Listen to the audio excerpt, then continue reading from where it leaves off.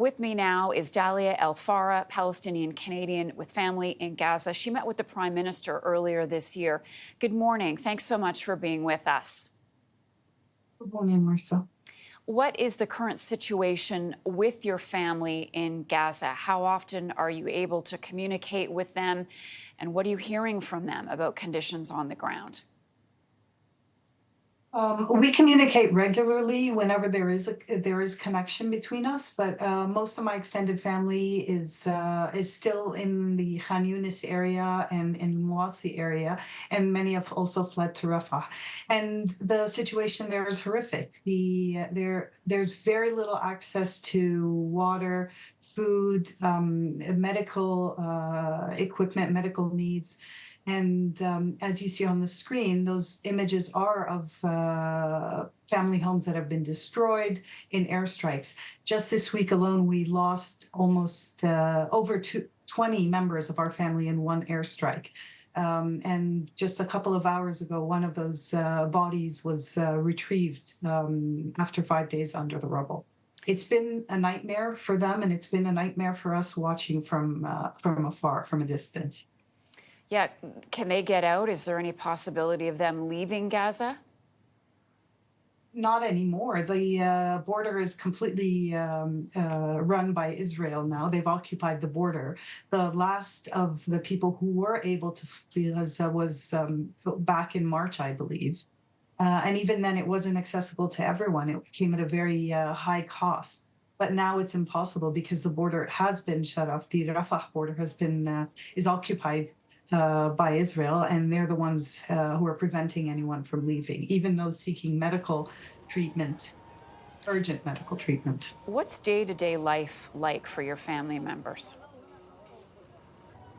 Well, our family there, really, it's a struggle to survive. It's a struggle to make sure they have shelter. They've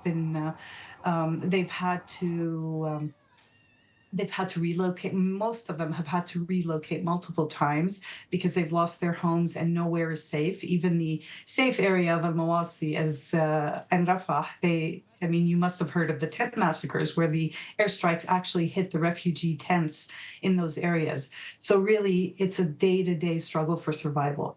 And for my family here and my community here, it's also a different kind of struggle, and having to deal with the silencing and with the racism we're encountering, the dismissing of our plight and our trauma that we're experiencing.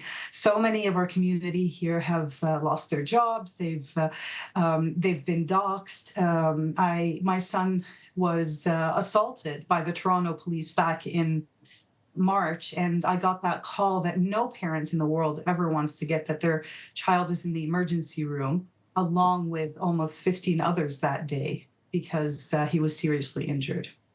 So my last question then for you this morning, Dalia, is we're a year into this. Are you hopeful still for a ceasefire and an end to the fighting? Do you have hope still?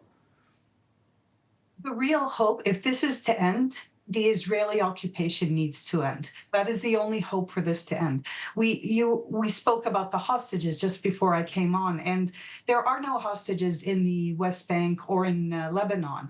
This is about exterminating the Palestinian people.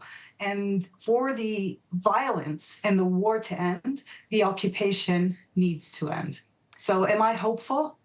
No, not after everything I've seen from our elected officials, our policymakers, our media this year. They have completely taken sides, and they don't see the human rights tragedy and genocide that we're experiencing today. Dalia El Farra is a Palestinian Canadian with family in Gaza. Thank you so much for taking the time to speak with us.